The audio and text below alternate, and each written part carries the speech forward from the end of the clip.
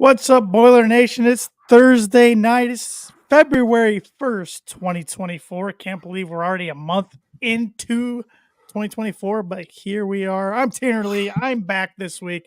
Happy to be back. Happy to be joined by the guy who held down the fort last week. Does a great job when he's got to do that, Evan Webb. Webby, what's going on? Really glad you're back too, because it is there's a lot of like little things, like you always forget like what little things you have to do on this show when you're hosting, and man, I am a ball of anxiety as it is, and then you give me all this other stuff to do, and I'm just glad I can just get through it. Shout out to Andrew for helping too. I didn't watch the feed last week, but I listened the next day to the audio on my favorite podcast platform, which is Apple Podcasts. But on whatever favorite podcast platform you have, make sure to follow and subscribe to our show. We appreciate it, and give us a rating and review while you're there. I thought you guys did a great job. So couldn't tell there was any anxiety or nerves or anything. So it flowed well, and I had no doubt. But should announce. If you're watching this, or if you're tuning in this week and didn't tune in last week, you might see a new logo on our bottom left of our screen, Big Banter. We are pumped to be part of Big Banter Sports. They're a network that is focused on the Big Ten. It's Big Ten, bigger personalities. Big Ten Banter is here to bring you the best Big Ten content on the web. So we're pumped to be their Purdue affiliate going forward for basketball and football.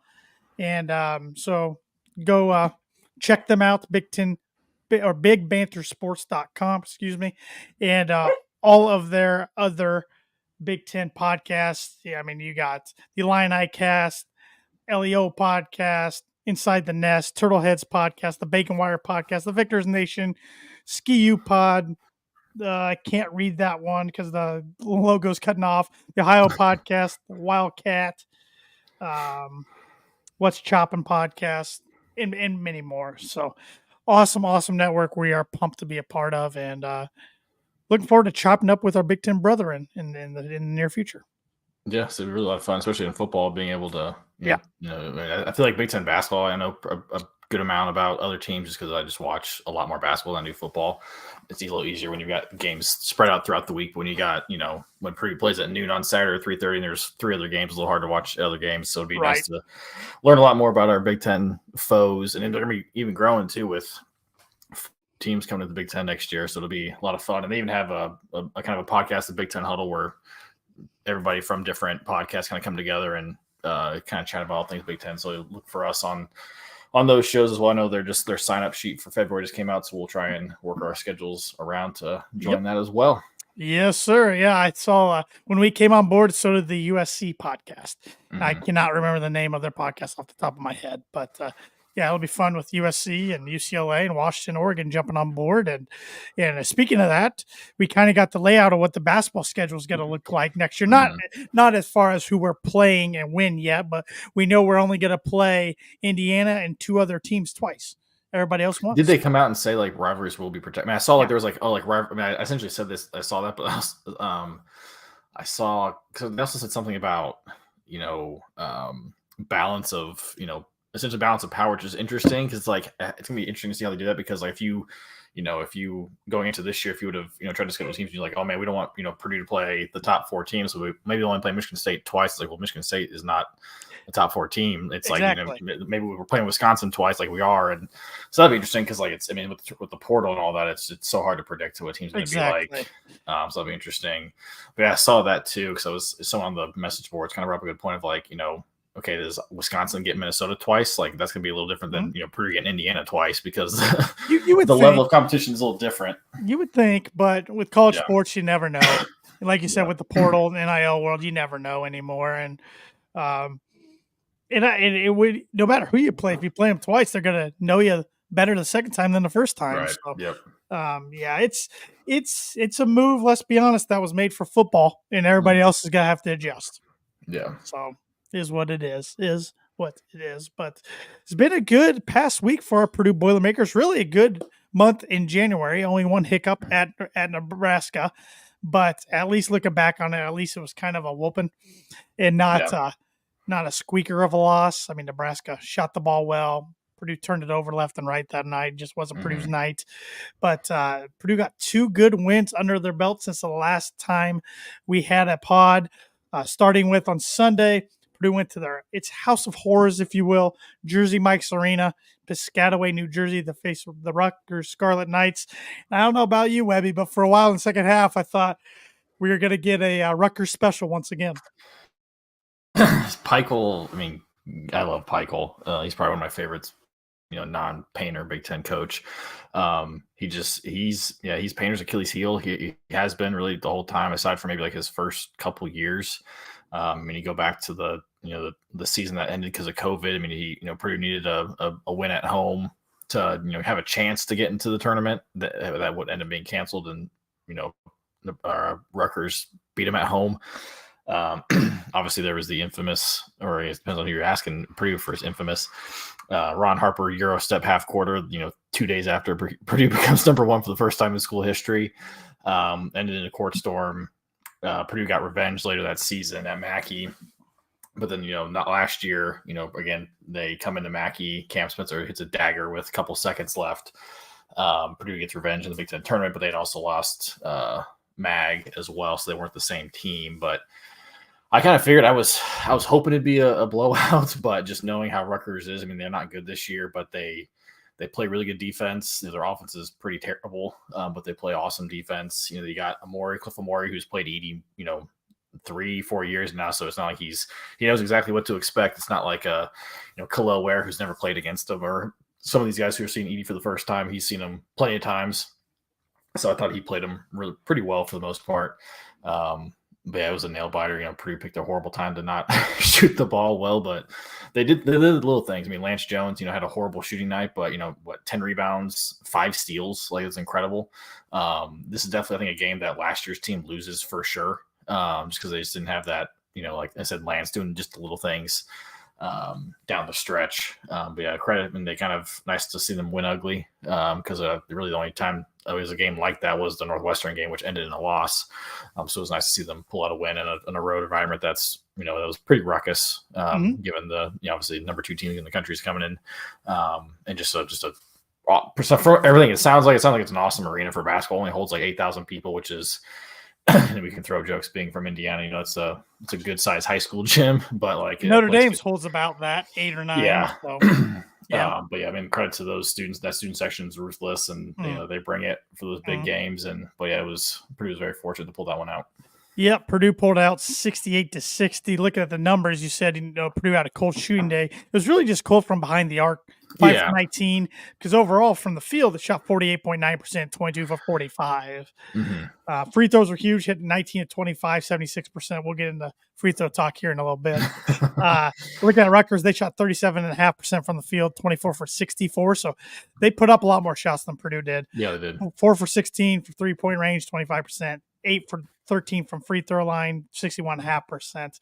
Interesting to note, they did out-rebound Purdue 36-32. Haven't seen that very often this year. No, and they had 15 second chance points where Purdue only had 2, which is very different than what we're used to seeing. But yeah, they got after it. I mean, that's kind of what kept them in the game. Had Purdue, clean that up a little bit, it definitely would have been a much different game. They had 17 points off Purdue turnovers. Purdue had turned it over 15 times, which is kind of in that major danger zone, especially when you throw in the fact that they didn't shoot well from behind the arc. And they shot okay from the free throw line. I mean, it was 76%, but we've seen them shoot better. But thankfully, they didn't shoot as well from the free throw line. They went 0 for 8 in the first half from 3, and then they go 4 for 8. You knew that wasn't good. Yeah. I mean, they shoot around. They shoot around like 20. Like sub 30% from 3, so like it was just water finding its level, and law of averages. They got hot in the second half and made it interesting.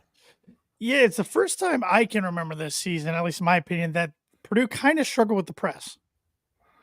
Yeah, I mean there was some like the backcourt violation wasn't a backcourt violation; just it was kind of a case of the ref feeding into the crowd, which is going to happen in the Big Ten for sure. But yeah, it's also not super surprised just given it's Rutgers and that, they got big guards that they can just get up into you. But I mean, for the most part, I thought Purdue did pretty well. Given all things considered. Yeah, me too. Zach Edey, slow start, but he ended up having 26 points, 12 rebounds, 36 minutes. Another ho-hum game for the reigning defending National Player of the Year and I think it's pretty safe to say, unless something drastic happens, he's going to be the two-time National Mm-hmm. Player of the Year, the first person to do that since Ralph Sampson. But Braden Smith, 19 points, 6 rebounds, 38 minutes of action. Lance Jones didn't have his best scoring game, only 4 points, but he attributed in other areas, 8 assists, 10 rebounds. Mm-hmm. Mason Gillis, 8 points off the bench. Most of those, if not all of those, were in the first half, and he made some really big shots when Rutgers was making a few runs there. Other than that, nobody really stood out on the box score. I guess Fletch Lawyer had 7 points. So, it was just an ugly game. It was a rock fight. It was one of those games that reminds me of a March Madness type game. Mm-hmm. And it was nice to see Purdue come Painter out. definitely, Painter kind of shortened up the bench a little bit. Just the fact, Caleb first one played 2 minutes, Heidi played 7, and then Morton played 12, and Gillis played 20. So it was, in reality, we played really 7 guys for the most part because 2 guys played sub 10 minutes. Which obviously down the stretch we're going to need, I think, a lot more bench production just because. Again, looking back to the last year, this is kind of time of year when Purdue kind of started the cracks were showing. Obviously revisionist history, we can kind of go back and look. In hindsight's 2020, but you can definitely see looking back. I think even last year too, I had some worries of like, man, this team just towards the end it was just like every game was a dogfight, no matter the opponent. Braden and Fletcher were just absolutely gassed. There was the thing about Fletcher had a calf injury, which led to him not shooting well at all. But I think, if we can hopefully get our bench guys to play a little bit more, then those guys will be a little more fresh going into March. 100%. Are you surprised that Purdue's really basically settled on an 8-man rotation and Miles Colvin's kind of been taken out of the rotation? Yes and no. Coming into the year, obviously he was hyped up. Obviously, just being a Purdue legacy. You saw the highlight film and all that. But my big worry was just kind of knowing the school that he went to in Indianapolis. It's a small private school, so like they weren't very good outside of him. So like he was a really good player on a really bad team. He played on a pretty small circuit AAU team. Wasn't playing on the Nike EYBL or anything like that. So like. He played. He was always the best player on his team, as these guys typically are. But I feel like the level of competition for him was not that great. He would go to these USA camps and he would do really well, which was awesome. But just like that consistent, I think he's really had consistent coaching compared to like what he's getting now. Obviously, I'm not totally surprised that he's not playing until. He has those spurts where on defense where he just looks completely lost. Yes. Which if you want to play in Painter's system, you got to be able to play defense. But it is nice to see like against. Michigan, he came in and having not played 30 minutes, and he came in and nailed 3 threes right in the row. It's like you want that that state readiness to be able to come in and shoot, because who knows what could happen. Again, like in a March Madness game where guys get hurt, guys get foul trouble. We need someone. We can't throw it in the ocean.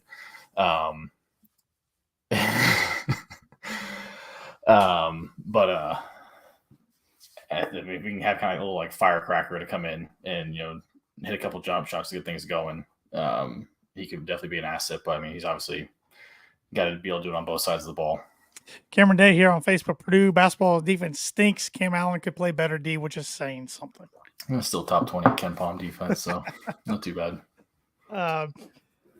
With Miles Colvin, I hate speculating on things, but do you worry that his style of play might not fit Purdue's style of what they want to do in the long run? No, because I feel like next year we're going to see a much different team. Yeah. Just because of, assuming the departure of Zach going pro or going whatever he decides to do. I think having, guys like hopefully Caleb First coming back and Trey Kaufman, I feel like, and then you're bringing guys like, Kenan Catchings and those guys. I feel like Purdue could definitely be a more run and gun. You kind of see it now. Like when Braden or Lance get the ball now, they still are trying to push, and then they'll still go up in the half court. But I feel like if you have those guys that can really get out and run, get another year in the system, you obviously already have Camden Heidi. I could definitely see Purdue, playing a lot more up tempo offense. We saw it with Carson Edwards too. People want to say, Painter only plays one style, but I feel like he's really adapted to his teams. We had obviously when Isaac Haas was a little more post-centric with 4 shooters around him, but we've also seen we've seen teams like with Carson Edwards where we had Matt Harms where we could get out and run if we needed to. Right. I sure hope he looks at the future, sees the opportunities he's got to get, and I'm always concerned Oh about yeah, I mean in guys today's day and with the age, world of yeah, the portal and NIL anymore. yeah.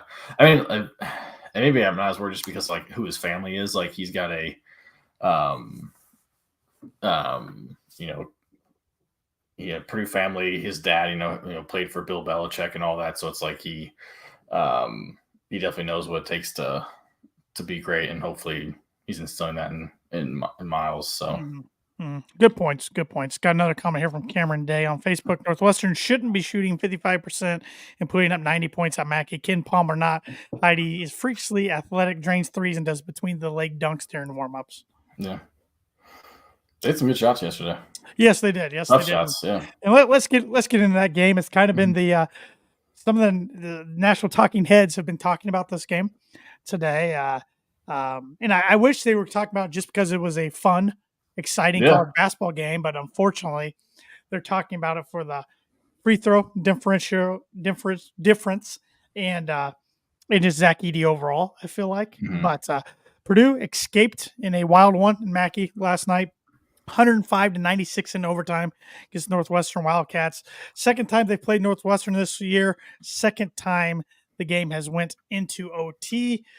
First one was double OT, wasn't it? Up in Northwestern? No. Wasn't? No, okay. No. Single overtime. I thought that. But it's just one of those cases, I think. And for one, I think Northwestern's a pretty decent team. I know they got some bad losses. Chicago State's a horrendous loss. Any way you cut it, it's a horrendous loss. But for whatever reason, they match up pretty well against Purdue. And I'm going to give kudos to Chris Collins, even though I kind of think the guy's a clown at times, especially last night at the end of the game. But he's a smart coach. Yeah, I think he's a good coach. And I think he's a while back, he figured something out against Purdue. Like, this is the only way we got a chance. This is how we have to attack. We have to shoot jumpers, shoot a lot of threes, foul a lot on defense, and make the refs call it. Yeah, I mean, that's exactly it. I mean, that's how you've seen other teams beat Purdue in the past, is just like turn it into a football match, essentially. I mean, that's kind of what Rutgers kind of does. Can't call everything. And it's kind of the same thing of, holding, defensive pass interference, all that kind of stuff. I mean, obviously it makes for not as fun basketball game to watch, but they just had some elite level shot making yesterday. I mean, Boo Boo, who's been there for a decade. I feel like the only shot he missed was a wide open one. Every other shot, he had a hand in his face. It felt like, and he was making them. Ty Berry, who I found out today, still has a COVID year, which is not fun to hear about. He was, some of the shots he was hitting were just stupid. Like the end of the shot clock ones, I think he had two of them that were just dumb. So credit to them. I mean, they came in, I was wondering how they were going to shoot, but they're a good shooting team just in general. So I'm not super surprised that they shot so well. I guess I'm a little surprised they shot, 60%. But shooters can do that. I mean, we've seen Fletcher Lawyer make 4 or 5 from 3 before, and Lance Jones. Lance Jones was what, like 5 of 7 from last night. 5 of 7 from 3. So shooters can get hot. But obviously, play styles are totally different. Purdue obviously, post centric. They just can't contain Edey. I mean, even Collins, even before the game, was saying we got 15 fouls we're going to use between big men, and then lo and behold, they used like 14 of them. Yep. And then they were surprised that they called it. So. Yep. Northwestern's a team I don't want to see again, whether it be in Minneapolis for the Big Ten tournament or in March anywhere. I even saw a few people on YouTube last night suggesting they could be a dark horse for the Final Four, which I laughed at first, but then I thought, they got the guards. If they got hot, they could make a run. They could be dangerous. If anything, they have the guards. It's obviously, if they run into a team with the legit big man and like skilled big man. The old guards is what like the key is. I feel like you see that a lot in March is, guards who are, just really, really good. And that's what they have. Even like Barnheiser is a really good contributor. That Langhorne was hitting some really tough jumpers. With his haircut, even my wife said it. She's like he looks like she belongs in the 90s, like just like the hairstyle and all that. Like he just looked like a 90s Big Ten basketball player. But yeah, they were. I was very impressed with them. Obviously, like the first time around, I was like, it's their home court. There was juice, and all that. But then the fact that they could come into Mackey in a tough place and play that well, they definitely have our number for the most part. And it was as anxiety-inducing it was a pretty entertaining basketball game. Yeah, if you're a Northwestern fan, you can't be too disappointed about that loss because you played about as Yeah. well as you can. I mean, Yeah. they shot 38 for 66 from the field for 57.6%. Purdue was 33 for 57 for 57.9%, so pretty darn identical. 3-pointers, Purdue was 10 for 21 for 47.6%. Northwestern was 14 for 27 for 51.9%. Free throws, Northwestern was 6 for 8 for 75%. Purdue was 29 for 46 for 63%. And that brings me to this comment from Carl on YouTube. I know it was a normality, but it was the goal of this team. Get to the free throw line, then they suddenly shoot just 63%. Fear this is how Purdue will exit the NCAA tournament. I mean, you can exit a number of ways. I mean, it's the tournament. I mean, things can happen. Yeah, it very well could happen. Purdue could, not shoot the free throw well, but I mean, we can't do anything about it. I mean, no, you can't. It's up to the team. It's it's a focus thing. It's whatever it may be. But yeah, you just hope that the guys are hitting them when it matters. Yeah, because Purdue's been pretty good this year. I think collectively it was teamed about 67%. I mean, Zach Edey missed 9 of them last night. You hate to see that. Really surprising was some other guy like Braden Smith missing 3, and all 3 were in a row. He's using nails, but not everybody missed them. I mean, Mason Gillis was 8 for 8 from the line last night. I know 4 of them were towards the end. At the end when the game was over already, and essentially over, and he hit all 4 of the double technical free throws from Chris Collins getting ejected and Boo Buie getting a technical as well. But Purdue out-rebounded the Wildcats again by 14, just like they did up in Evanston. For assist numbers were tied. Blocks and steals were tied. Turnovers, Purdue had 2 more turnovers than Northwestern. Purdue had 10. Northwestern had 8. Like you said, Northwestern had 30 personal fouls. Purdue had 15. Zach Edey, I mean, I know we just gush about the guy, but I mean, the dude played 42 minutes of basketball last night. 30 points, 15 rebounds.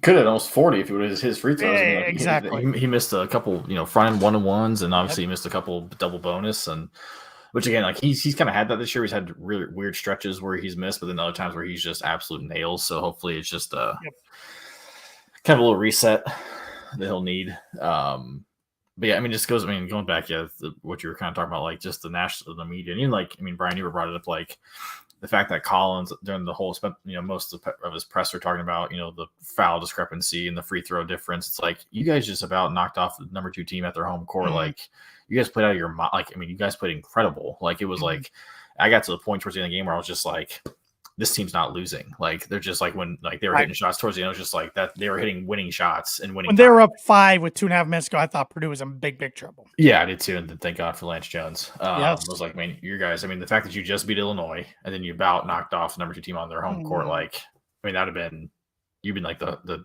hottest team in the country at that point. Like, but here we are talking about, fouls and people who didn't watch the game, or talking about, free throw different, which it is a big differential. But like, also, if you watch the game, that Northwestern, I think their rim rate, shots at the rim were like sub 30%, and Purdue's was like 47, but that doesn't count shots that ended in fouls. So really, it was probably well over 50%. So it's just 2 completely different styles of play, and also just I mean, if you look at the defensive free throw rate, which is when essentially like how many free throws you give up versus how many you take as a team. Northwestern's like one of the last Power 6 teams in the country. They're like they're in 300s. There's like 362 teams. They're like 313 or something like that. Like, they foul a crap ton.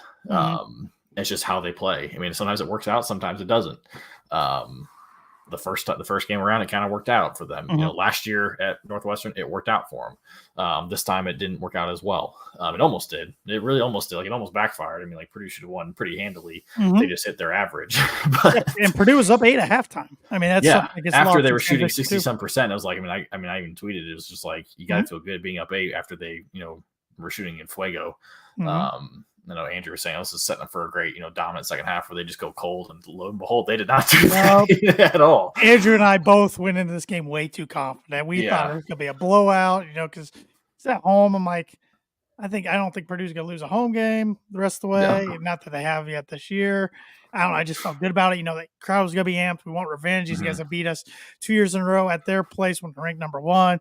Man, credit where credit's due. They fought tooth and nail, and Purdue was lucky to scratch and claw their way to victory. But Mm-hmm. going back to Zach Edey, it does bother me that so many national talking heads out there today, are a lot of them are saying they're just sick and tired. They kind of sick and tired of watching Purdue play, and they're ready for him. Okay, none of them just said this verbatim, but this is what I got from what they're trying to say. They're pretty much tired of watching Purdue play because it's always got to be you're going to come away talking about how the game was officiated.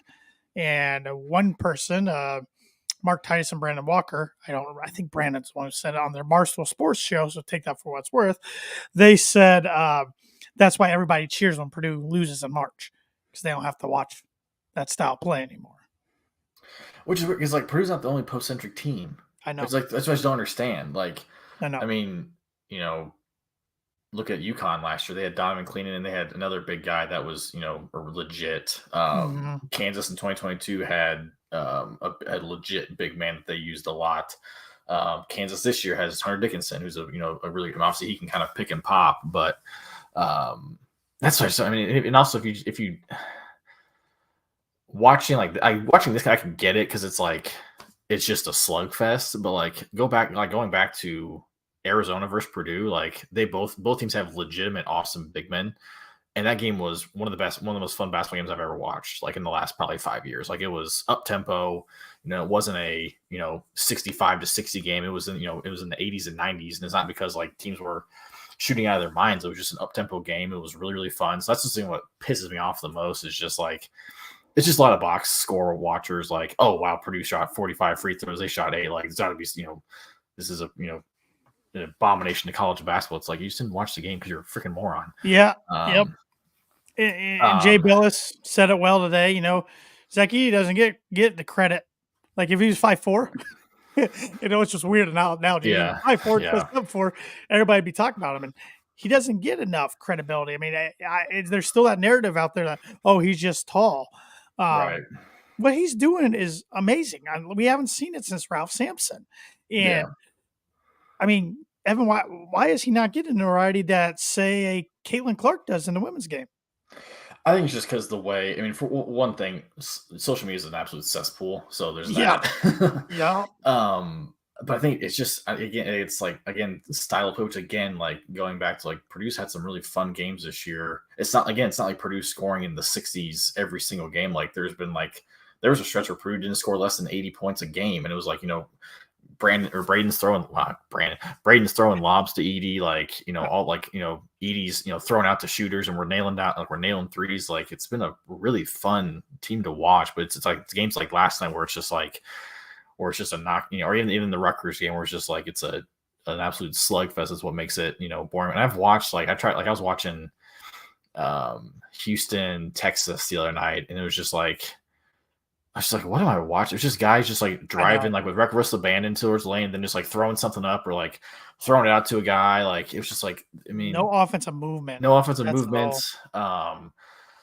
was watching other Big Ten teams play. It's just like, good God, like what am I like? I mean, Indiana, Iowa the other night. Yeah. I mean, Iowa can be somewhat fun because they play up tempo and all that. Take some of the dumbest shots in the world. Oh yeah.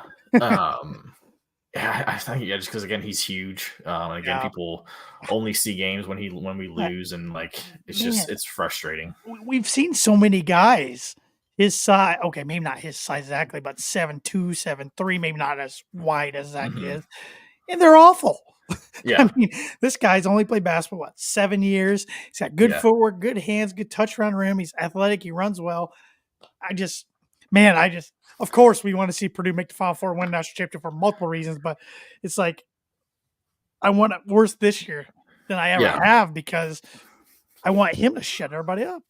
Yeah, and it's weird because coming into the year, you kind of got a sense that a lot of people are pulling for Purdue. They brought everybody back from a team that lost to a 16 seed, and then within. And I don't know if it was maybe just because maybe they thought okay, there's no way that he wins National Player of the Year again because it hasn't happened since Sampson. Yeah. And again, even Purdue fans were like, he did 3 times. Oh, he did? I didn't know he did it 3 times. I believe he did. Let me double check that after I just said that, but I believe he did 3 times. I mean, even as Purdue fans, we thought it'd be cool if he did, but there's got to be no way. And hopefully we hope his numbers aren't as good because that means if they are as good or better, then it's maybe we're relying on him too much, but we're hoping his numbers are going to be a little worse just because of Braden playing better, Fletcher playing better. We didn't know what Lance Jones was going to bring and all that. Trey Coffin playing a lot better. Which brings me to my point of, I know I texted you and Andrew about this earlier today, because I've been thinking about this for a while. Let it rip. Yeah. And I find and last night it really kind of came to a head for me just because of just reading just shit online. Mm-hmm. You see, I'll see like college basketball Fox post a graphic of Edey, like Edey goes for 30-15, Boilers survive an overtime or something like that. Or anytime that they post something, or ESPN, which he's going to do it a whole lot anymore, probably because they're butthurt about the Big Ten leaving. But like, yeah, sorry, I don't mean to cut off. Are we not going to get College Game Day this year? Absolutely not. I didn't even cross my mind that we're getting it, which is wild. I mean, like, yeah, one time ever. Yeah.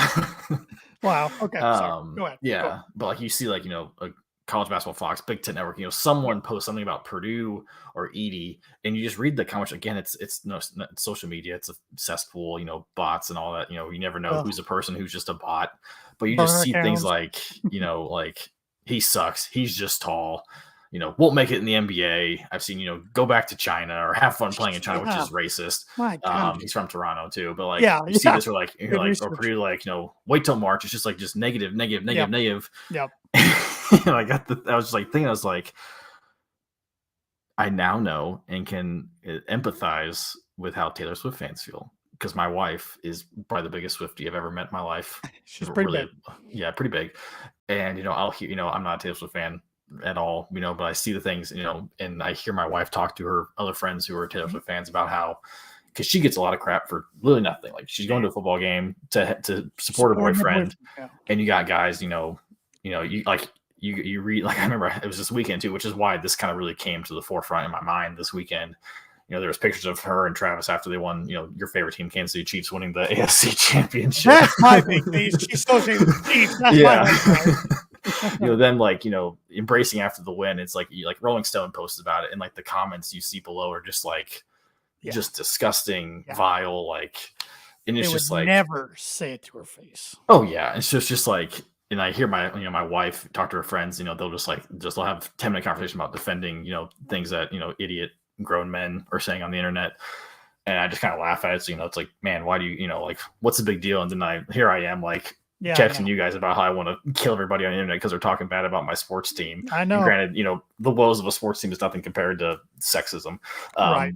But like, so I always say, it's like, because I was running it by her earlier today. I was just like, here's my thought. I want to make sure I'm not an idiot, but like on a much smaller scale. Like, this is kind of what I'm seeing. Like, I see a lot of parallels between you talking to your friend and me, Tanner and Andrew, talking in our text chain about people being idiots. So I was like, I think about it for a while, and it cracked me up. But I was like, yeah, it's like I get their pain now about wanting to ride or die for your person. It's crazy. But it's just I don't get it. Like, and maybe it also shows that maybe Purdue has arrived a little bit. It's like, I hate. Oh, I think so. I think Purdue's more relevant now in the college basketball landscape than they've ever been. I know that's tough to say because maybe they would have been with big dog Glenn Robinson if social media was around, but or way back in the mountain Joe Barry Carroll days. But no, I mean, I'm gonna say it. If you take March out of the equation, which I know you can't. That's the biggest thing. Yeah. Take March out. The last 3 years, Purdue's been the best program in the country. Yeah. Yeah. Yeah. And I mean, obviously, Big Ten champs last year. Close the year before. Having an exciting player 2 years ago in Jaden Ivey, who went from, hey, he could be a lottery pick to a top 6 pick. One of the more exciting guards in college basketball to last year having the National Player of the Year. Again, 3 straight years of non-conference, being undefeated in non-con and not playing a child's non-conference. They've beaten the likes of Duke, Gonzaga twice, West Virginia, Tennessee, Marquette twice, Xavier. Even though they're terrible. It's that the cloud hanging over the head of March, which again, I hope they can get it done just for the sake of people having to watch them for a couple weeks in the tournament and having to eat their words. And because it's really weird. Like, like Purdue always seems to play a lot better versus teams that are really, really good. It's always the teams that, like, I think it was Boiled Sports even talked about how like when's the last time Purdue like lost to a good team, like a really good team? It's been like probably a couple years because you look at our losses, Nebraska, or a team that's even like maybe you can say it's maybe even At like better Maryland than Purdue. last year. Yeah, I mean, they weren't better than Purdue, but I would say but like I'd say like maybe like when's the last time Purdue's lost to a team that's probably on par with them. It's like I mean you're looking. Probably 2 years ago. Probably. I mean, yeah, Michigan that like year, maybe Michigan, Wisconsin that year. Losing at Wisconsin. I mean, they wouldn't. I mean, probably. But like, I mean, last 2 years, Purdue's lost to teams that are definitely well below them. It's just on certain nights. It's college basketball. It's going to happen, and you're going to see it even more now with the transfer portal. 100%. I mean, but it's wild. Oh yeah, I was getting mad last night and today, and I had to refrain myself from firing off some tweets because I've done that more times this year than I have in a while. And got into some argument. I got in an argument with a Kentucky fan last week, and then I just literally just backed. And thank you, Boiler Nation, because I had a lot of you coming to defend me and to get in your own argument with them, and then I got out of the conversation. And the guy stepped it back big time to eventually, but no, it's frustrating when you win a game like that and all you see is the trashing of free throw difference and this and that. But it's what it is. Everybody can cry about it. Purdue won 105 to 296 in overtime. Let's talk about another guy who played well last night, Braden Smith. 40 minutes of action, 11 points, but 16 assists, which is a Big Ten high in a game in the last 15 years. And he also only had 2 turnovers.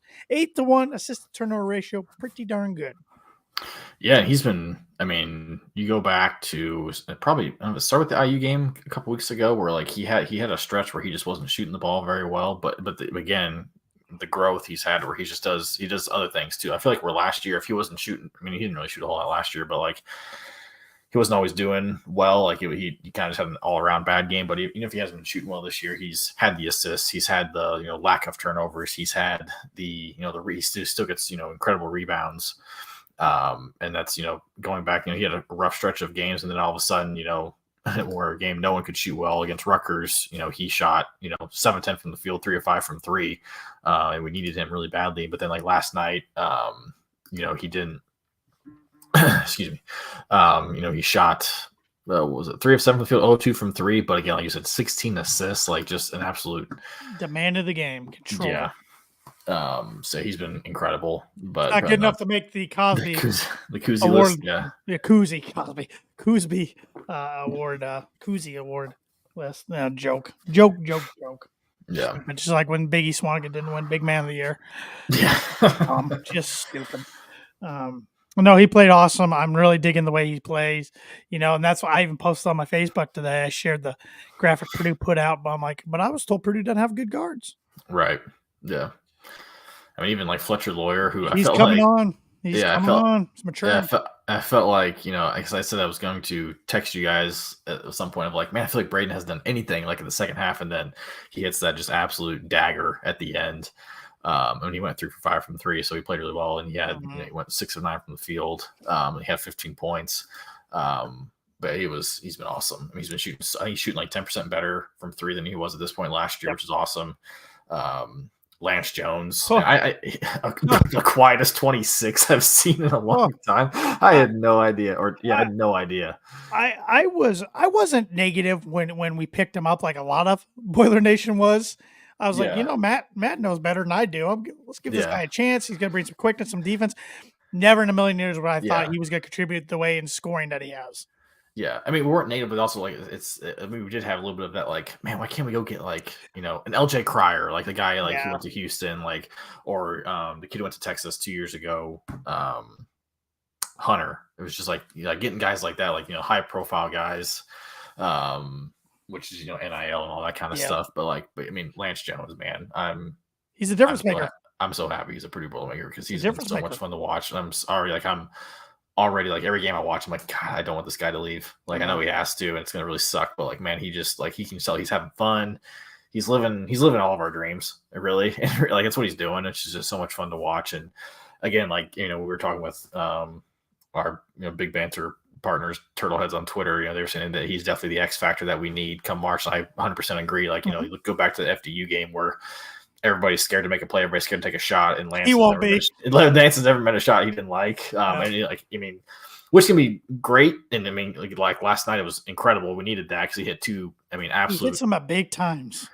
Huge threes. He did it at Iowa. But then you have games like where he goes 0 for 6, which is kind of part of the Lance Jones experiment. But what's nice to think about, especially he's grown even just as the year is going on. Early in the year, if he went 0 for 5, it's about all he did. But Rutgers, he was not good, but he had 5 steals, 10 rebounds, doing those types of things. Whereas last night he had a couple steals again, and just played really, really well. Mm-hmm. So he's been so much fun. 2 other guys I'm going to hate to see leave because they're winners. Mason Gillis, Ethan Morton. Yep. Mason Gillis, 28 minutes last night, 14 points in 28 minutes, 4 rebounds, 1 assist. Every time Mason shoots a 3, I think he's going in. Yep. That's how much confidence I have. He's shooting over 50%. I think it's 52% from behind the arc. He takes smart shots, takes in rhythm shots, just rebounds well. Maybe the best. I think he's the best interior passer we have. He does not hesitate. He whips that thing in there to Zach. You can see he was a former baseball pitcher, I believe. His high school days. Really good player. Really good player. He's one of my favorite Purdue players of all time. Yeah. And Ethan Morton, a lot of people are making fun of his box score because it was 20 minutes. He had a bunch of zeros. I thought he had 2 steals. He had 2 steals. He definitely had 2 steals. And I thought he played well defensively, and he's been playing well defensively. Yeah. Once again, he's a guy I trust with the ball. He's got to make the right plays more times than not. The only gripe I have about him lately is for whatever reason, he's jumping a lot of times at 3-point shooters when we really don't want to be around him late in games and get talent on 3-point shots, but it is what it is. If that's the only gripe, then he's doing pretty well. Yeah, Ethan's been a kid that, he's gotten a lot of flack. Part of it too, probably because, he was highly regarded coming out of high school. Very highly regarded. Yeah. Painter called him the best passer he's recruited. Hasn't been, obviously his freshman year was kind of ruined because of he got mono, which essentially just wiped him from being able to play that year because he was so far behind. But he's had games where he's hit big shots. He's had games where he's played really well defensively. Like I said, he's another guy who can handle the ball. I said I went to the inter squad scrimmage over the summer, and he was probably the best player on the court that day, and Zach Edey was also playing. He's just a smart player. Like I said, he's been here forever. Same with Mason, who's been here. This is his 5th year. And credit to those two too. Both those guys started last year, and now they're coming off the bench. So them being able to, take that in stride and still play with the love that they have for playing for this team and just understanding the bigger goal and all that, and just again playing when coming out when they need to and doing their job. And I love both of them. Even Caleb First, who just hasn't had the year I'm sure we're all hoping for. He's definitely had some struggles as of late, but the kid just comes in and just busts his ass all the time. I love Caleb First. I hope he stays. There's a lot of people thinking he might transfer, but you never know. But he's only got 5 minutes around the last 2 games. Yeah, but they just come in, they play hard. They're not idiots on the court. They're not idiots off the court. So it's hard to not just love them. That's why when I hear people talking bad about them, I feel I want to fight because I love this team so much. I've seen it in our group text message. Yes. Other guy who played for Purdue last night, the only other guy that was in the box score, Camden Heide had 4 points, 2 rebounds, and 15 minutes of action. So that's perfect amount of playing time, I think, for him. 15, 20 minutes a game. Play him a little more if he's hot during a game. Yeah, but, he hasn't shot well the last 2 games he's played. You're right, he doesn't take a lot of shots, but I know for a while there was you can guarantee a Camden Heide 3, but then he's kind of gone cold a little bit. But again, he's a freshman. Redshirt freshman, but first time actually playing the Big Ten, so it's going to take some lumps. But he loves athleticism. He plays pretty well on defense too. Big body. So we're definitely going to need him down the stretch. Oh, big time. But Purdue's got a big one upcoming this weekend. Probably on paper the biggest Big Ten game of the year to date. Yes. Assuming after what was the Illinois Purdue game, now it's the now it's the Purdue Wisconsin game. Yes, assuming that Wisconsin hangs on and wins at Nebraska. A lot of game left, but they're off to a good start. I believe it was 21-8. It's 27-8 right now. 27-8. Wow. Nebraska Yeah. usually does not get beat very easily at home, so that's kind of surprising. But I'd rather have a Wisconsin team that's feeling good about themselves coming into Sunday at the Kohl Center than the opposite of a pissed off Wisconsin team. Looking at this series dating back to January 10th of 1999, it's almost even. Purdue's 20 wins, 21 losses at home, which doesn't matter here because we get them on senior day at home later on there. Purdue's 14-4 at home against Wisconsin. Wow. 6-14 up at the Kohl Center, but that's a lot better than a lot of teams can say because for a while there, nobody went in and won at the Kohl Center. Last year, these teams met up once. It was up in Madison on March 2nd. Purdue was victorious 63-61. They clinched the Big Ten. Yes. The year before that, Wisconsin swept Purdue. Chucky Hepburn baked in a 3 up in the Kohl Center to win 70-67. And then they upset Purdue earlier with no students on January 3rd, 74-69. Yeah, Johnny Davis went off. Yes, he did. Year before that, Purdue and Wisconsin met once. It was in West Lafayette. Purdue won 73-69. Year before that, they split. Purdue lost up in Madison 69-65. Won in Mackey 70-51.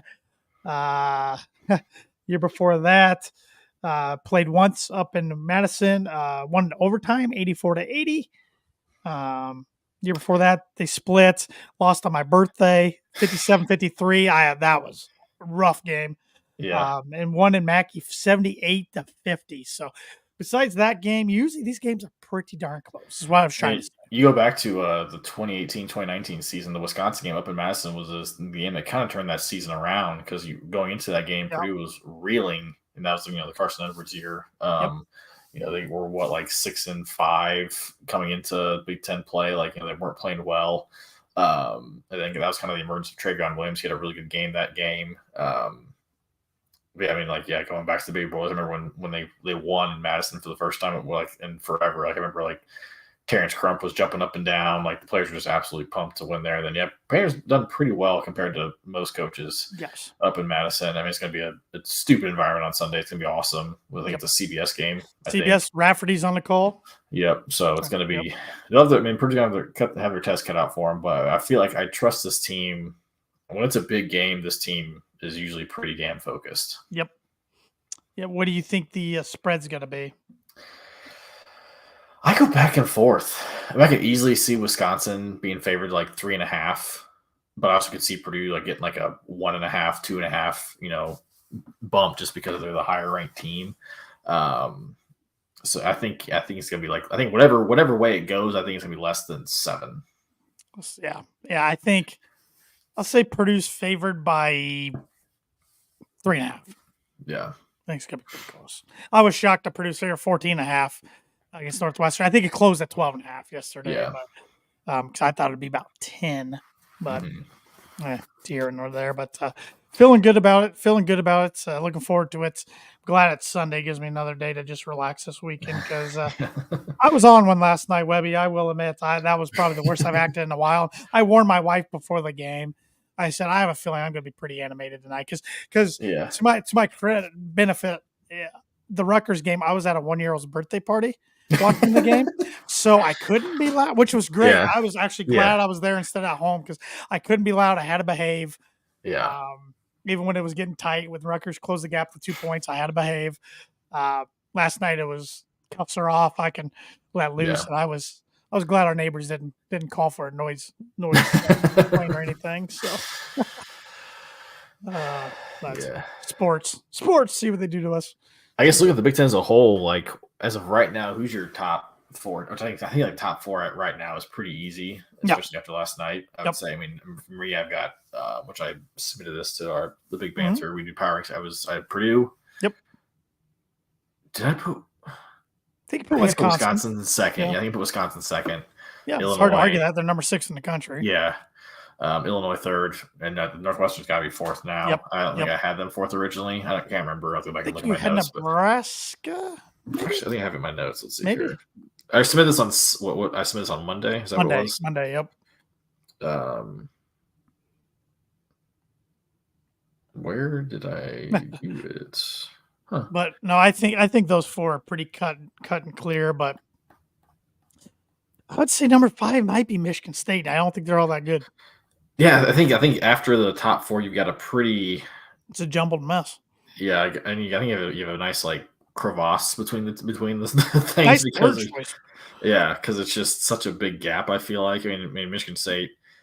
Oh no, okay. So here's my list. This is on what day was this? Monday morning. I had Purdue, Wisconsin, Illinois, Northwestern, Maryland because Maryland had a good week last week. Nebraska, Michigan State, Iowa, Indiana, Minnesota, Ohio State, Penn State, Rutgers, and Michigan. That was my tier. Yeah, no, I think that's pretty fair. I think the top 4 is pretty set, and then really 5 through. Where'd you have Penn State? Third to last. Okay. Which I might then put it if I did it again right now, I'd put them above Ohio State because Ohio State is a dumpster fire. Yeah, Penn State was impressive win last night at Jersey Mike's. They went in there and punched them in the mouth. Yeah. So, I mean, I feel like you've got the top 4 is pretty set in stone. And then like between like 5 through 9 is just you could, depending on the day, really. But it's been interesting. Nebraska's within 12, 27-15. Looking around the Big Ten, the game is going on this weekend. Tomorrow night, we do have one game, Ohio State at Iowa. Who do you like in that one? Iowa. I do as well. Yeah. I cannot believe Ohio Holtman's in trouble. Holtman's in trouble. Unless they have a miraculous turnaround, there's no way he survives. He might need to go because I think he's a good coach. Yeah. He might need to bump down. Yeah. For a few years somewhere else and build himself back up. Go back to Butler. I mean, Thad doesn't have a ton of time there. That's true. I'm sure Andrew would love that. Oh, yes, he would. Penn State at Indiana? I think Indiana gets it done. I think they do too, but I think it's tight. I think it is too. It's tight. They struggle with teams that have really quick guards. I mean, especially it also depends. Last game against Iowa, Xavier Johnson went down, but apparently it sounds like it's not serious in the fact that anything is broken, but he went down pretty hard on his arm, and Malik Renew went down with an ankle and never came back to the bench. So it's a matter of Ware's ankle still. Ware's ankles is they needed a heroics from Anthony Leal off the bench to win that game. Let's see if he can do it again. Yeah, I mean Penn State they can light it up. They play quick, and that Indiana kind of struggled with that this year. So we'll see, but I think Indiana gets it done in a close one. Northwestern at Minnesota. I think Northwestern gets it done. I think they're going to be pretty pissed off. I think they get it done too. Yeah, Minnesota, they're not terrible at home. They're sneaky. They've had some moments. Oh God, this next game, Jesus. Rutgers at Michigan. I'm actually going to throw. I'm going to throw Michigan a bone. I'm throwing Michigan a bone. Yeah, just because Rutgers on the road is. I will not watch a second of that game. Absolutely not. Yeah. Maryland at Michigan State at 5:30. Oh, it's on Fox. That's why. Okay. This game could be pretty good. It was a 2-point game last time they played a couple weeks ago. Yeah. Maryland's playing a lot better. Michigan State. It's Michigan State. I'm gonna pick Sparty just because they're at home. Yep. I think close is going to be another nail biter. Nebraska, Illinois, Sunday evening. Illinois. I think Illinois gets it done. They win pretty big, I think. And then Purdue, Wisconsin. I want your score prediction and MVP of the game. Wisconsin. Let me pull up KenPom because Wisconsin, I will go without looking at any of the KenPom stuff because you're a bigger KenPom and numbers guy than I am. I will go Purdue 73, Wisconsin 66. My player of the game. Let's go Lance Jones. I like that. So Wisconsin is 11th in KenPom overall. They're the third Big Ten team. Purdue's number 2. Illinois 10. Wisconsin 11. They're 5th in offensive efficiency, which I feel like is a huge jump for them because I feel like we're used to seeing them just. It's usually a race to 55. Shoot, they're 10 on the clock, 5 on the clock. Their defense is 41. Where Purdue is the best offensive team in KenPom at number 1. They're 17th in defense. I think this game's going to be. What your score prediction? 73-66. Okay. I was going to say 75-70 Purdue. Player of the game. And I will say, from what I've heard, I haven't watched Thomas College, but what I heard, they struggle on interior defense. Yeah, they got. I would say before I go make my point, my player of the game would be Fletcher Lawyer. I think he hit some big threes. I mean, yeah, you look at them. They've got Steven Crawl, who's a 7-footer down low. He can hit the three, so there's that. Like he's gonna have to monitor that. They've got Tyler, who's been there forever. Yep. Interesting match between him and Trey.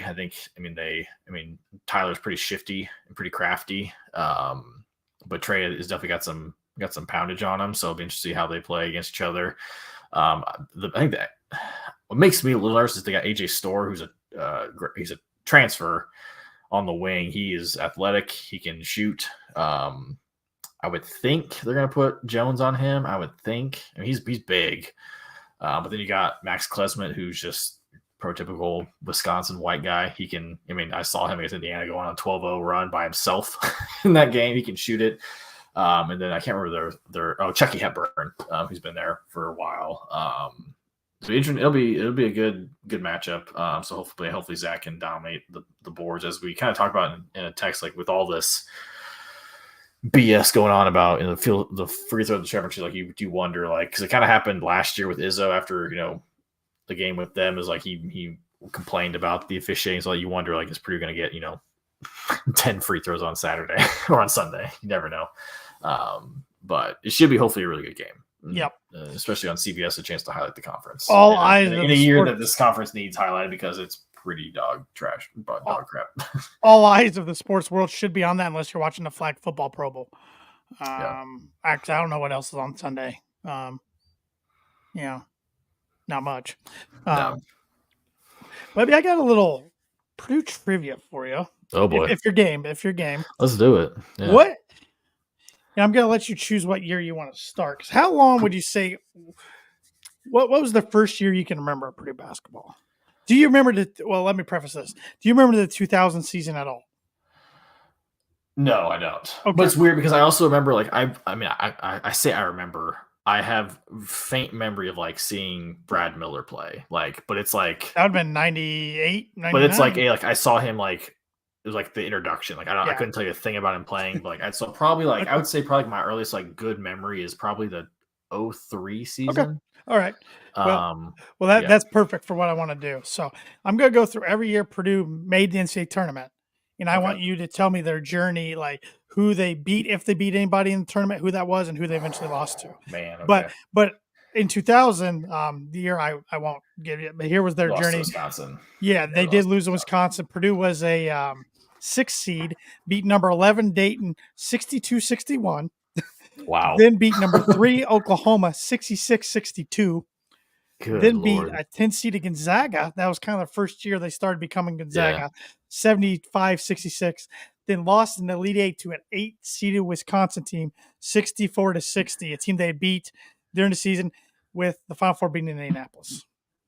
Was it the third time we played them, or the fourth time we played them, or something like third time we played them? Yeah. I remember watching that game, and this was embarrassing because I was 8 years old. I cried after that game. So many times after games as a kid. But even knowing now, like how close and everything is, like, I'm glad I cried as an 8-year-old. All right, 2003, Purdue was a 9 seed. Who did they beat in the 8-seeded game? They beat LSU. 80-56. Melvin Buckley went off. He went nuts before he transferred to South Florida. Yeah, so he had like 24 that game, I think, or it was something. Yeah, he went nutty. Yeah. What happened in the next round? They lost to Texas. Number 1 Texas with TJ Ford, who would go to the Final Four in New Orleans, 77-67. Purdue then would go on a little hiatus, not make the NCAA tournament until 2007, which they were once again a 9 seed. Who did they beat in the first round? Beat Arizona. 8 Chris seed. Kramer shot from his knees. Yes, sir. I was at your house. We were watching that game. Yep. 72-63. What happened in the second round? God, this like thinking back, this hurts because we played them so well. Lost the eventual national champion Florida by like 7. 74-67. Yeah. David Teague and Carl Landry went down with the fight. Yeah. I mean, I remember I went out like because I didn't go into the game. It was just like, I thought like, Purdue's not gonna win. And then like I was like afterwards, like I remember I went out, like was like playing basketball. I think I was like probably like had tears in my eyes. I was like, damn, we were so close. Yep. And I could not watch that game. I was at my driver's ed class. It was on Sundays. Yeah, up in Plymouth, Indiana. Yep. And that was before smartphones. So yeah. I remember Dad texted me on my flip phone like score updates. Then 2008, Purdue was a 6th seed. Gosh, this is where I get really Baby foggy. Boilers. Yeah, Baby Boilers year. freshman year. What was our seed? 6. 6. So So played we an played 11 an 11. seed. Yep. Oh, I had it. I just lost it. I'm gonna kick JJ had myself. a nasty dunk in this game. Yep. Yeah, he did. Oh God. It wasn't Washington, was it? No. No, it wasn't. Power 5 school or Power 6, if you want to call that for basketball. Oh God. I cannot remember. Baylor. Okay. 90 to 79. Okay. I do not remember Baylor. Okay. Then what happened the next round? This was their freshman year. Played a 3 seed. I'll give you that. The 3 seed. Was that the beat? Was that Washington? No. That was next year. This year I do not remember at all. Lost to Xavier 85-78. Okay. I remember this was one of the final years, like before the NCAA started their NCAA March Madness format now of all these different channels. So I remember having to listen to the second half with my dad in the garage on our car radio because the CBS affiliate flipped to the Notre Dame NCAA game. Yeah. Yep. So, all right. 2009. Purdue was a 5 seed. Did we play like Siena? Nope. It's a 12 seed. Mid-major. I'll give you that. Mid-major 12 seed. The game was closer than I thought. I don't remember it being this close. I don't remember this one. 12 seed Northern Iowa. 61-56. Did they have that? Some of those guys who kind of made the run a few years later? I believe they did, unless they made that run the year before. Like the Farouk Amesh kid or whatever his name is. Like, he was really good. Yeah. Then what happened in the second round? Did it beat Washington? Beat number 4 seed Washington 76-74. Yeah. And then the Sweet 16. Sweet 16. This was, what year was this again? Sorry, 2009. 2009, yep. This was UConn. Lost the number 1 UConn, who had Jeff Adrian, Hashim to beat, that lost to Michigan State in the Final Four. They lost to him 72-60. That was the first time I'd seen Purdue play in a football arena, and they just couldn't make anything. Yeah. Football stadium, I should say. Then 2010, the year that could have been. 4 seed. Underseeded. I cannot remember. I know the second round game. I cannot remember the first round game. Number 13 seeded Siena. I was going to say Siena. Damn it. Can you tell me who their coach was? It was Fran McCaffrey, wasn't it? It was Fran McCaffrey. Yeah. 72-64. The thing I remember most about this game is Chris Kramer saved the ball to hit off a guy's face, and the guy wanted to square up, and Kramer just stood there like, all right, if you want to go, let's go. And he wasn't backing down at all. No. Then what happened in the second round? Really exciting. Beat game. Texas A&M. Kramer kind of came up big with the layup towards the end. 63-61 in overtime. Yep. Oh, I didn't realize it was overtime. Okay. I believe DeAndre Jordan was on that Texas A&M team. I think. Then what happened to Sweet 16? Lost to eventual national champion Duke. 70-57. Yeah. Yes. This was kind of that run where Purdue gets the Sweet 16 and then lose by double digits. That was kind of the That was it just couldn't get over the hump. Yeah. 2011. 2011. 3 seed. Yep. God, I cannot remember. I do not. So we played in Chicago. Mm-hmm. I don't remember who the first round was. Beat number 14, St. Peter's, 65-43. Which at the time, they were one of the worst teams I'd ever seen make the NCAA tournament. Wow. What happened in the second round? Lost to eventual Final Four team, VCU with Shaka Smart. Ran to a buzzsaw, 94-76. Yeah, I was there. It was not fun. Yeah. I went to both the first and second round that year. 2012, 10 seed. We were 10 seed. That was Robbie's last year. Again, I cannot. These first round games, I can never remember. It's weird. What was our seed again? Sorry, 10 seed. So we played a 7. That was actually mid-major 7 seed. Mid-major 7 seed. Can I have a hint? Matthew Dellavedova. Oh, St. Mary's. St. Mary's. I forgot we played them. Yeah. 72-69. Oh wow. Okay. Yeah, And we then lost to Kansas. Yeah, Robbie went off. 63-60. Yeah, I forgot it was that close. Yeah, because I was actually coming back. That was a Sunday because it was the last day of spring break. I remember I came back. I was living in Wiley as a freshman, and our power went out for some reason. Like power across the dorms went out or something like that. I remember we were trying to. I was watching with some friends, and I had a room full of. Or not a room full. I probably had like 4 or 5 people in our dorm. That was a room full though for a dorm. Yeah, for a dorm room. Yeah, especially Wiley. Not so much Carey, but I remember that game ended, and again, like Robbie's my guy. Like probably like I say Jay Knight might be my favorite player, but Robbie. My wife thinks you guys look alike. By the way, I've gotten that before. I got that in high school, especially when I was a little thinner. So it hurts when our friend says Robbie's ugly as sin. So it just hurts my feelings, Connor. Well, that's she was not implying that at all. She just I've told her that a lot of people in the past. She said that, and so every time he's like, "Hey, there's Evan." No, but so we lose, heartbreaking fashion. It's Robbie's last game, and I was like, I was tearing up so badly because I was just like, it was especially seeing like the press conference where Robbie started crying. Like, oh man, that was really tough. Lewis, very untimely turnover late in the game, which we had a guy wide open for a layup, and Ryan Smith darn near tied it up, taking it in overtime. He darn near made the half quarter. That was Rhino's last year. Yeah, yep. It was tough.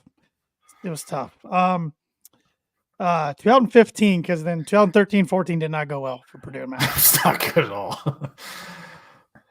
2015, we lost to Cincinnati. We got 9 seed, lost to Cincinnati 66-65 in overtime, which we just blew us like a 7-point lead with a minute to go. So I could not. I was studying abroad in Spain at this time, so I missed the game completely. Again, I was 6 hours ahead, and I was with a friend, my friend Matt Mills, who actually was going to Purdue at the time. I think we were traveling to Ireland. No big deal, I guess. Yeah. And we couldn't. I remember I was trying to, because the game, it was again about a 6-hour time difference, and it was like I was trying to figure out a way if I could like stream it, because at the time like streaming wasn't really a whole thing. Like, I remember earlier that year, I watched the John Octius dunk via my dad's iPad, who we FaceTimed, and he just stuck the iPad in front of the TV, and that's how I watched that game at like 3 a.m. and trying not to wake my host family when Octius dunked on Colin Hartman's face. Appetizes the masses. Yeah. Hartman, I forgot about that guy.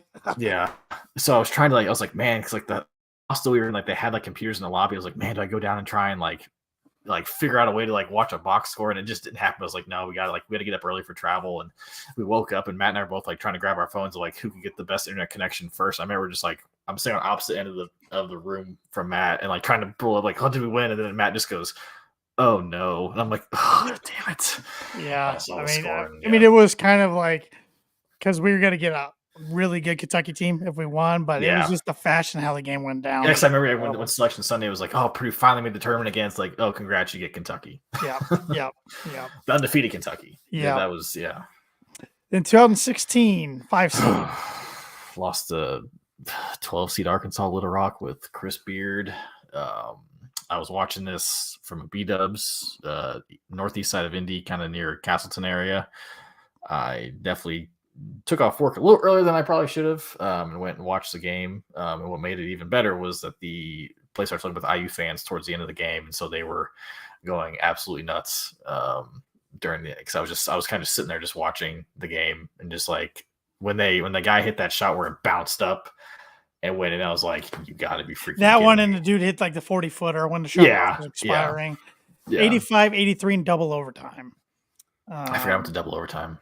Yeah, in the what was called the Pepsi Center, then now Ball Arena in Denver. Yep. Yeah, because that Purdue team, I thought they were going to make a run. They were coming in the tournament pretty hot. Yeah. Nope. Because then it was like, oh man, are we going to lose Big E? Like we had 1 year because he tested the water. Wasn't great. I mean, he turned it over 25% of the time, but it was like, man, it's like we're going to get 1 year Big E, and that's it. Like that was our chance with Hammonds and Rayfeld and all that. Yep. But then thankfully Big E came back. In 2017, Purdue's a 4 seed. Oh, again, the freaking first round. So we played a 13 seed. Yep. Give me a hint. What conference are they in? That's not going to freaking help. It's a mid-major. Yeah. Out east. There's your hint. Out east. Northeast. There you go. There's your hint.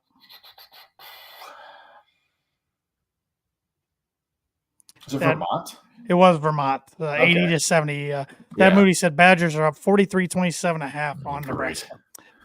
It was Vermont, and then second round. I know you were at this game. I was at this game because Butler played first. It was up in Milwaukee. We beat Iowa State. Yes. Biggie had an incredible, just a man's man rebound towards the end. Like, yeah, that was one of the things. I was like, where I was sitting, because I was really pissed off at Butler fans because they left after their game. I was like, what are you doing? Like, come on, like, Indiana brethren, like, stay support the Indiana school. Not like we're even in the same bracket, so not like that really would matter. But like, cause I remember there was like a bunch of Butler fans next to me that I was cheering for Butler in the game before, because I went to both. And then they just got up and just ditched me, and I was like up in front of a bunch of shout out to Sheldon. Yes, we're not even to the tough part. You're not even the tough part. It gets real sad. No, I remember that game. I think when Biggie got that rebound, like I was like right behind one of like the metal bars that separate the sections. I just remember I smacked it because I had Iowa State fans behind me who were chirping the game, and I like just got to smack the bar and just like screamed my head off. It was awesome. PJ made a big shot late in that game. Yeah. That was 80-76, and then the Sweet 16 was just got ran out of the gym by Kansas and Kansas City. 98-66. Yeah, I remember because I was watching at Andrew's apartment here in Indy, and I remember like before the game they had like a little thing with Rosie, Biggie's guardian, about like, you know, like he was like, that's why I just know Purdue's gonna win the national championship, and I was like, let's go, baby, let's do this. And then that game, the wheels just came off in a really bad way. And then Oregon beats them in the Elite Eight. Yeah. Because I thought Kansas was going to win national title after that game. Because they had Josh Jackson, who had some running with the law. They had a guard who won the national player of the year. So we thought, like, you know, Biggie should have won national player of the year. They were loaded. Yeah, I can't remember who their guard was, but they were loaded. 2018, Purdue was a 2 seed. 2018. Isaac Haas game. Cal State Fullerton. 74-48. Yep. Then we beat second round without Isaac Haas. Yeah, was it a 10-seed Butler team? 10-seed Butler, Dakota, the Midwestern Cowboy, Matthias, Big Three, 76-73. Yep. And then Sweet 16. Lost freaking Texas Tech and Chris Beard, and it was 78-65. I don't remember being a 13-point. I remember we couldn't hit the broadside of a barn. Yeah, I remember I was watching that game in my apartment. My wife had her friend and her husband over. They were both their IU grads. And like they weren't like talking to me during the game, but it was one of those things where, again, I can't watch a Purdue game the way I want to, like when people are in the room with me. So like I remember I was just like sitting there on my couch, just like trying not to like rip a hole in it because we couldn't do anything. And again, we're losing to Chris Beard. Like I know, like, God, if we had Isaac Haas, this could be a different game. Like, yeah, that was devastating. It's 2019, 3 seed. 3 seed. That was Carson. He went nuts. We played the latest time possible for the first round. It was like, yeah. Who did we play? 10:20 when the game came on. Maybe did we play Vermont again? No. I'll call this the No Gel Eastern game because he slipped and fell in warm-ups. And everybody thought he hurt himself. Yes. Give me a slight hint. Out east. Oh, freaking out east. Mid-major, of course, is a 14 seed. Yes. I don't know what else. I can't think. Old Dominion. I could not have told you they were out east. I thought they were out west. I think they're in Virginia. I'm pretty sure. Okay. Pretty sure. God, I hope I'm right on that off the top of my head. 61-48. Then what happened second round? We blew the doors off Villanova. 6 seed Villanova, 87-61.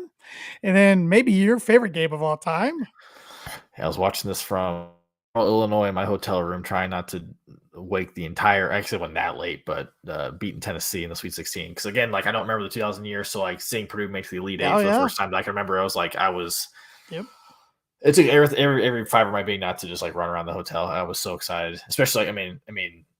When Carson got fouled on that 3, I was like, man, we could win this if he makes all 3, and then he missed the first one. I was like, oh my God. I punched my closet door in my house. Yeah. Because I was like, I was probably one of the more confident times I'd been with a player. Like, he's going to make all 3. Like, no question to ask. I was not even worried. Yeah. 99-94 in overtime was the final. Yeah. Skipping the Elite Eight. You were there. I was there. Oh man, I mean, 80-75 it's overtime, heartbreaking loss to eventual Virginia, national champion Virginia. like Still such not a over it. fun game, like an It was. incredible It environment, was. like just the whole like leading up to, and then you throw in the fact that it's in Louisville, Yep. so it's like, and then there was that whole thing in of like Jeff Brom flirting, but he stayed home, so it was just like that added fu to Louisville, like Yep. Purdue fans, rolling in with fingers up Yep. because screw Louisville and Yep. going out to dinner before the game, and like it's just all Mhm. Purdue fans, like yeah, that It place, was Mackey South. Yum Center is incredible, really good Mhm. in general. Yeah, it was God, and yeah, that Grady, I forgot that rebound, and they had that. I had that like, oh my God, this is happening. We're doing this, and then yeah, I just remember telling the guy I went with, I said, he's got to make both because I said he's got a Tennessee this year making one of two. I shouldn't yep. have said it, I had but a friend text me before that. He was a Wisconsin grad. He's like, "Congrats, man! You're going to the Final Four." I was like, "Not game's not over yet." And then afterwards, he's like, "I'm so sorry." Like, yeah, when the ball was tipped on the missed free throw up in the air in the backcourt, I just yeah, kept watching the clock. I thought it was over. I thought yeah, I thought time was going to run out, and then yeah. Because I was unbelievable. where I was sitting with my dad, my sister, and her boyfriend at the time. Like, we were opposite side from that side. So like when Diakite shot it, like I had the perfect angle. I was like, "That's in." I Like was on the other side. I thought he short yeah. armed it. As soon as I saw it, I was like, I just did the arc. I was like, damn it, that's in. I thought he short armed it. Yeah. Mm. It was crazy, like, because that game, like, I was just obviously like, it was such an incredible environment, and like, so, just like, I mean, like, literally, like, living and dying with every possession. Like, I Yeah. don't remember a whole lot of it. Oh, I know. I Like, don't remember much in yeah, overtime. Like Purdue had no, the lead with a minute to go in overtime yeah, and I lost don't by remember a 5. whole lot. Yeah, Yeah. So then 2021, because there was no tournament in 2020, Purdue probably would not right. have made it unless they got hot in Yep. the Big Ten tournament. 21 lost to North Texas, Yeah. 5 seed, 4 seed, lost the 4 13 seed. seed Yep, in North yep, Texas in overtime, that's right. 78-69. So we played 3 tournament games in a row in overtime between 2019 and 2021. Yep, Then 2022, 3 seed. 3 seed. Um, wow, I'm blanking on this. Wow, this was 2 years ago. God, who did we play? Very prestigious school. Harvard? Yale. Yale, that's right. 78-56. Yep.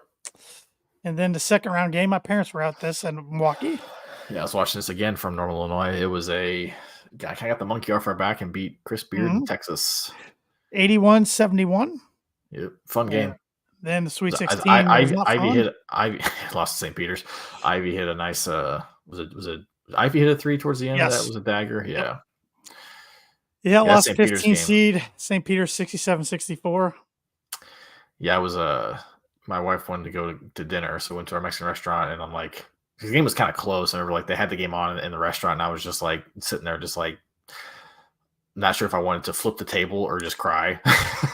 Because again, it was like the game ended. It was like, and like that's what's crazy too, like with tournament games. It's like whenever they end, I'm just sad because it's like it's the end Yep. of that team. And that was the end of Jaden Ivey, which really sucked. Yeah, I was pretty quiet. That's my now wife's first time she saw me after a real bad sports loss and just like Mm-hmm. depressed and not say anything. Didn't think it could get much worse till last year. Yeah. Yeah. Losing to a 16 seed FDU. 63-58. 58 points. Yeah. Couldn't throw it in the ocean. And we'll see what happens this year. But I probably should have saved this for when we get closer to tourney time, but I don't know. Just wanted to test Shout out your to all knowledge you a who little bit. stuck through this. Yeah, no kidding. We're Purdue fans. We love misery. Yeah, We love yeah. pain and suffering. Yeah. But I'm disappointed. I feel like I could have done better than that. well, you did pretty well. Looking back on it, I think I could have done pretty well. The Vermont one might have tripped me up. I don't remember that very well. I just remember there was because we played Vermont in the regular season and in the postseason, so I was like trying to figure like which year was that. Yeah. Yeah. Yeah. Well, if you are ever depressed from Purdue sports, a place you can go to make you feel better is Mad Mushroom. Boiler Breakdowns are brought to you by Mad Mushroom, who's been serving Boilermakers since 1993. Located in the heart of West Lafayette, they're known as the home of the original cheese sticks, cheese sticks. But whenever Evan, Andrew, or myself visit, we like to sit down, have an ice cold beer by trying out their latest pizza of the month. And it's a brand new month. It's February, so that means it's a brand new pizza of the month. We got the Raging Cajun. I believe they had this around this time last year. It's their house-made Cajun sauce with celery, onion, green peppers, tomatoes, chicken, cup and char sausage. Oh, I love cup and char sausage, and mozzarella cheese, starting at $14.99. Yeah, no, $14. Right on the dot. I can't read because the display's over my read. So $14. And the next time you're in town, stop in and tell them the Boiler Breakdown sent you for $5 off any order over $20. And any Boiler Breakdown listener or viewer can use coupon code online break5 at madmushroom.com. That's Mad Mushroom. Feed your head. And Webby, another proud sponsor of ours that, man, they just keep pumping out good-looking Purdue stuff. They're going to break my bank account one of these days. Yeah, we're talking about the shop. The shop's been making hometown apparel since 2011. Started out in garages. Now they're moving to going to be 3 brick-and-mortar locations. They've got 2 now. They've got one coming to downtown Indy. So for all you Indy Southsiders, you can, save a little gas money by not having to drive all the way up to the north side, which north side's the best side, so let's be honest. You can come up here anyways. We got one in Carmel, one in Broad Ripple. Now they're going to have one downtown. But, if you're not in the Indy area or across the country, you can always go to theshopindy.com, use promo code breakdown. You're going to get 25% off your first order. If you use an address already, use another one. Yes, you won't regret it. Get some good stuff. Their stuff's so comfortable and look awesome. Look awesome wearing it too. So, thank you everybody who's tuned in to the podcast tonight live on our YouTube channel, X page channel. I don't know what to really call it, X account, and Facebook page. If you're not following us on any of those platforms, please do so. At Boiler Break Pod is our handle. And if you're listening to this on your favorite podcast platform, please give us a rating and review, and make sure you're following us or subscribe to our podcast so you don't miss when we come out with our newest episodes of the Boiler Breakdown podcast. For Evan Webb, I'm Tanner Lee. Boiler up, hammer down, beat the Badgers. Boiler up.